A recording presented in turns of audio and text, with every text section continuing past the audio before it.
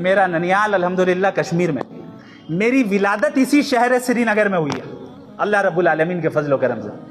تو میں کشمیر کے رسم و رواج اور نظریات کو ہم نے بہت قریب سے دیکھا ہے اور جانا ہے.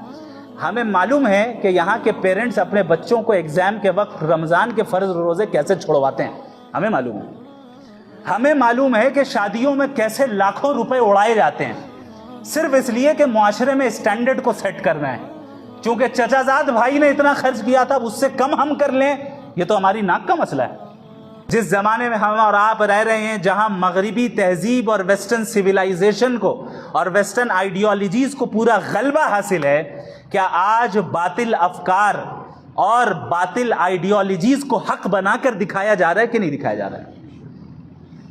باطل افکار کو اب تو ہیومن رائٹس قرار دے دیا گیا کہ بھائی ایک انسان ہے، ایک مرد ہے، ایک عورت ہے، زنا کرنا چاہے اپنے کنسنٹ سے کر رہے ہیں، اپنی رضامندی سے کر رہے ہیں، جائز ہے، اس کا رائٹ ہے، لیگل ہے، کوئی اس کو روک نہیں سکتا. آپ کون ہوتے ہیں روکنے والے؟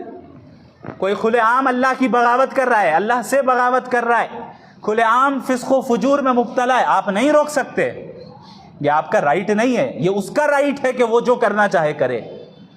اور پوری دنیا میں اس وقت بشمول بہت سے متعدد سیدھے سادے بھولے بھالے مسلمان اس ٹریپ میں پھنسے ہوئے، اس جال میں پھنسے ہوئے.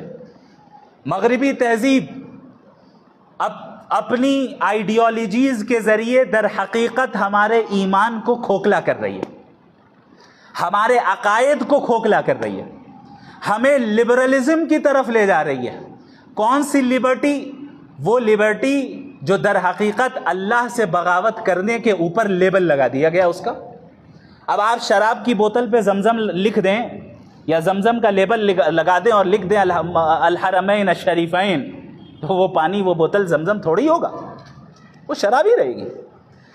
یہی ہے دھوکہ جو آج اس 21ویں صدی میں مغربی دنیا نے ہر میدان میں، چاہے سیاست کا میدان ہو، چاہے معیشت کا، اکانومی کا میدان ہو، چاہے تعلیم اور ایجوکیشن کا میدان ہو، چاہے پولیٹکس کا میدان ہو، چاہے کوئی بھی میدان ہو، ہمارا سوشل جو سماجی نظام ہے اس کا میدان ہو، ہر جگہ پر ایسی آئیڈیالوجیز ہیں جو در حقیقت باطل کو حق بنا کر دکھا رہی ہے اور حق کو باطل بنا کر دکھا رہی ہے. اور ہمیں ان آئیڈیالوجیز کی زنجیروں میں اس طرح جکڑ لیا گیا ہے کہ اس سے باہر نکلنا ایک مسلمان کو بڑا مشکل نظر آتا ہے.